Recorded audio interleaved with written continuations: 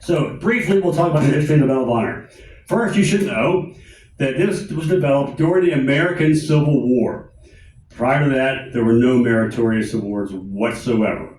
And during the Civil War time, it was the only award available for any sort of award for the military service at all. The only one of its kind. It was initially rejected because at the time, the U.S. military thought of itself as more individualistic than all the other armies in the world. They were different. They were more independent, more individually minded. And they thought that having medals of any sort would have been very much like the European armies, and they wanted to not be like the European armies. However, that was a change over time. And in January 1863, President Abraham Lincoln signed it into law. The Philadelphia Mint designed it, and on March 26, 1863, just a few months later, the first 6 medals of honor were awarded. Then in 1917, Congress set in place criteria. The original medal design exists to this day. It was 13 stars on a ribbon, as you can see in a moment. This 13 stars represents the 13 colonies, the original United States colonies. That ribbon remains designed exactly the same way today. In 1862, the U.S. Army and Navy adopted the official design of the medal. In 1904, the Army added a wreath. This is the Medal of Honor. Now, significant to this medal is the fact that if you're a Medal of Honor recipient, and again, some folks use the term winner, but no one really wins the Medal of Honor, they just earn it. They're recipients of the medal. No matter who you are in the military, if you have been awarded the Medal of Honor, every other soldier of every rank must salute you. So you might be a lowly private wearing the Medal of Honor, and a general will stop and salute you every time. In addition, I've learned this, the Medal of Honor recipients are entitled to attend every inauguration of a president. They're invited to every inaugural ball, and they can visit the U.S. Capitol and White House anytime they want. They have earned those privileges. Now, this man is the very first recipient of the Medal of Honor in U.S. history. This is in the very beginning of 1863. This man, Jacob Parrott, with 5 other men, was sent by the Union Army to Mississippi to steal a locomotive. And you know what happened? They did. However, on their way back up to the north, they were captured. And this man, Jacob Parrott, was captured, kept in prison by the Confederates, and was severely tortured by the Confederate Army.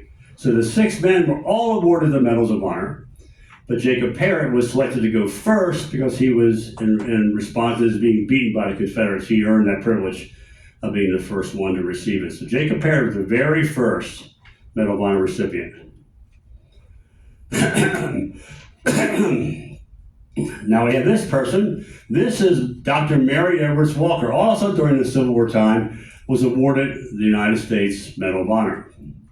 Now, Dr. Walker was not a soldier. She was a volunteer doctor to serve with the Union Army. She's the first woman ever to be awarded the Medal of Honor, and to this day, she's the only woman to have ever been awarded the Medal of Honor. Now, she was a volunteer surgeon for Union troops. Now, if you know what surgeons meant in the Civil War time, they had 2 tools, a saw and a hammer. You might understand what that means. She created her own uniform, complete with a cape and a top hat. She spent 4 months in a Confederate prison because in the evening after her day job for the Union Army, she would sneak over to Confederate lines and treat the Confederate soldiers. But she was captured one night and treated as a spy, and they kept her in prison in Enrichment for 4 months. When she was released from prison, she weighed 60 pounds. She was repatriated as a woman in a quote-unquote man-for-man exchange for a Confederate officer. The remainder of her life, she was very proud of the fact she was exchanged for a man. She was awarded the Medal of Honor by President Andrew Johnson, Lincoln's successor himself. She became very active later in life in women's rights. She was a suffragette and was a powerful woman. Now, the next award, this is one of the very first, again, this is the first African-American award winner of Medal of Honor. This is William H. Carney of the 54th Massachusetts Regiment during the American Civil War. William Carney was part of a regiment of men assigned to attack Fort Wagner in South Carolina in 1863 in July. His unit was attacked. You were to attack Fort Wagner. There was a flag bearer in front of the men. Now, in military times in the Civil War era, the flag bearers were more important than just carrying a flag. The flag was used for communication, so it was vital that the flag be kept safe, kept aloft, and was used to talk to the troops. They would order forward or retreat or side-to-side movements. So the flag was more than just a flag. It was very important. The flag bearer in this unit, not Mr. Walker, but the flag bearer was shot. This severely wounded and died. Mr. Walker ran forward, grabbed the flag before it fell to the ground, and saved the flag from falling to the ground as a hero. In the process of doing so, he was wounded 4 times.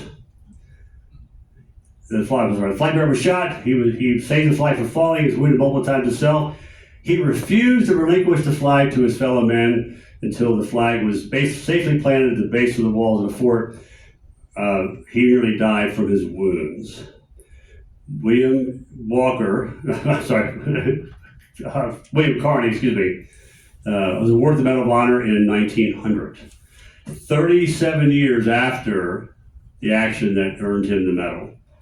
The reason is that in that time frame, African American soldiers were not often highly regarded. It took a long time for the wheels of justice to turn for Mr. Walker to receive his actual medal. That has since changed. Now, during this time, remember now, this is the very first and the very only medal. So there were no criteria to be established as to how you earned one, how you got one. So it became what I would call the Civil War era's version of today's participation trophy. Everybody wanted one. Everybody got one. So there was a rush to be considered a hero during the Civil War time. Thousands of Civil War veterans applied, and many received it. There was only one military award, that was it, the Medal of Honor, and there are no clear standards of who, why, how, what, or anything else. That lasted until later in 1863. In the case of the 27th Maine Regiment became a turning point. Now, the 27th Maine was on a 9-month contract with the Union Army to form up and protect Washington, D.C. Their 9-month contract was due to end in June 26, 1863. Just by sheer coincidence, the very next day, June 27, 1863, something happened. And that was Robert E. Lee's Confederate troops crossed the Potomac at Williamsport, Maryland, on their way to Gettysburg.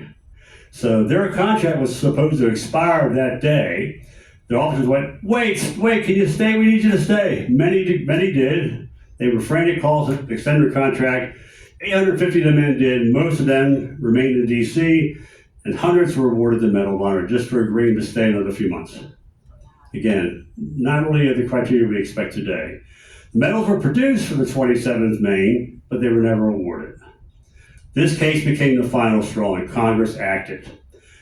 So now we have the modern era comes to be in 1917. By the start of World War I, sometimes transposed with the words the Great War, criteria have been developed. These criteria, as I read them here, remain so today. This is what you hear every time that you watch or see a video or a TV of a Medal of Honor ceremony. These exact words are honored. Distinguish oneself by gallantry and intrepidity. They risked one's life. They were official member of the United States military. They performed the act above and beyond the call of duty. They performed the act while engaged in military operations against the enemy of the United States. And these criteria remain today since they were affirmed by Congress in 1919. So what happened after then? All the medals I talked about earlier, all the medals were reviewed. From the very first one from Jacob Parrott through Dr. Walker, all the way up through, including some things you may not think of. Buffalo Bill Cody got a Medal of Honor for being a scout for the Union Army. So all this time went by, and now suddenly Congress is looking at these medals, and many of them were rescinded. Hundreds of medals were rescinded by the U.S. Congress, including that of the woman I mentioned earlier, Dr. Mary Edwards Walker had her medal rescinded. However, Dr. Walker, I told you she was a unique kind of gal. She refused to return it. She lived in D.C. at the time. Congress sends a letter to the mayor of D.C. He sends the police to her home to take it back.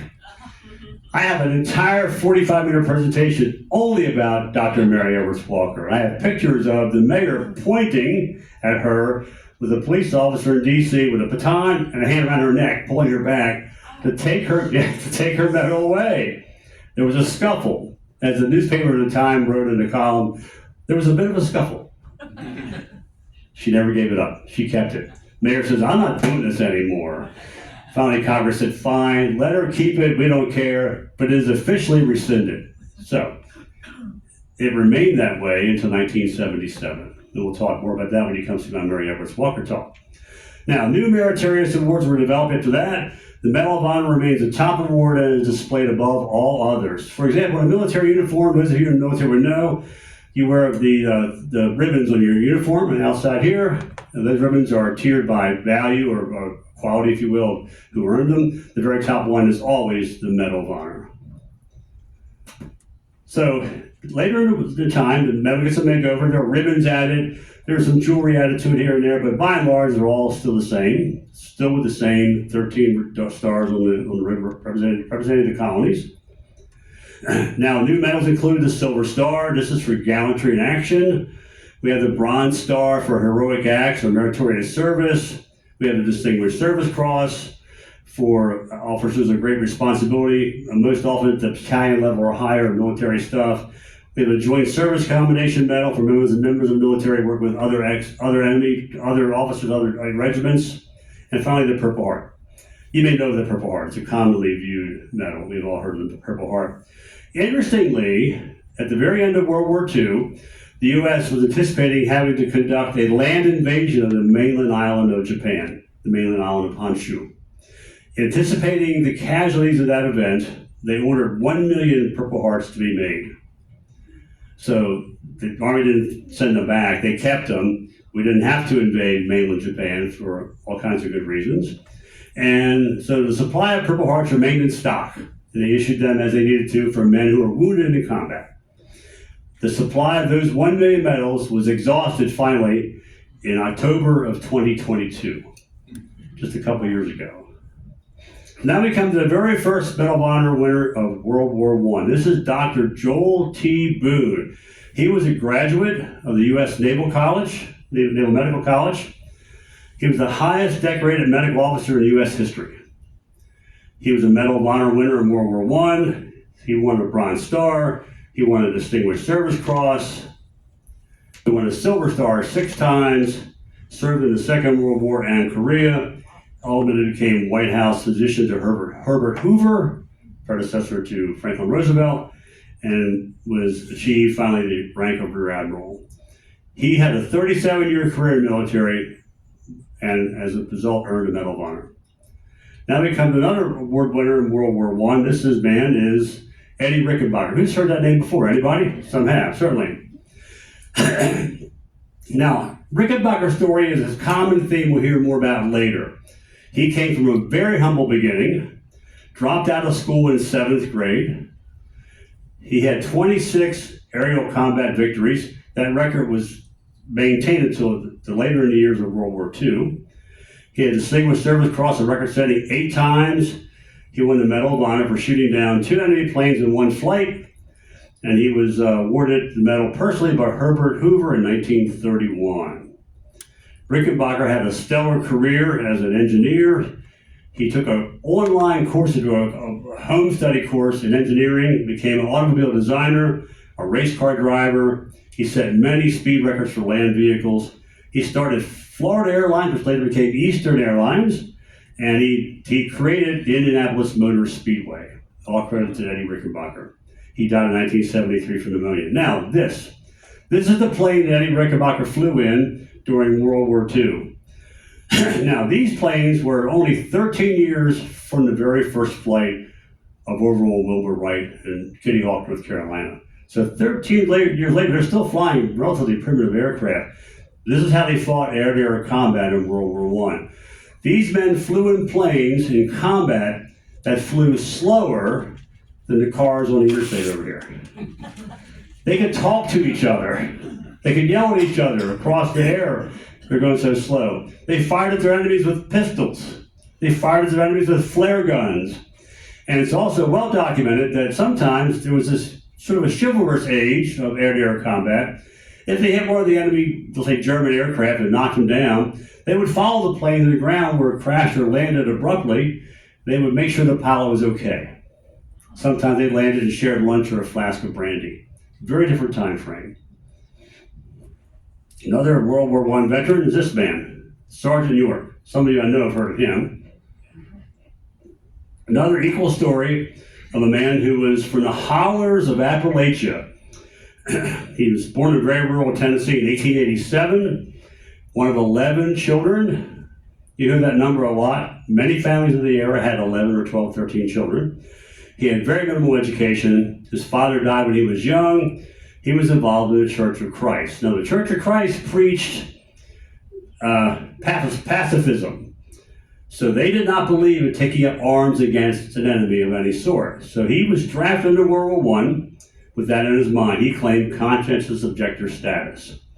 Went to training, did his job. However, as training progressed, he realized that taking up arms against an enemy of his country was not incompatible with his religion. He decided to join the fight. So a war fighter emerges. He reversed his stance as a conscientious objector. In October 1918, he went on a patrol to capture prisoners. He was ambushed by enemy machine guns. York charged ahead alone. Now, we'll talk more later about what enables a person to take a step forward against enemy machine guns or enemy airplanes. There's something about those people that may be different than the rest of us, but they all have a distinctive feature of being able to lead and go forward in the time of crisis. He charged ahead alone. He eliminated 25 of the enemy. He captured 35 other machine guns and 132 prisoners. Notable action. As he was leading the prisoners back behind his lines to safety, his officer said, "What did you do, York? Capture the entire German army?" He says, "No, sir, just these 132. So, quite a story, really. Story enough to become a movie. Alvin York was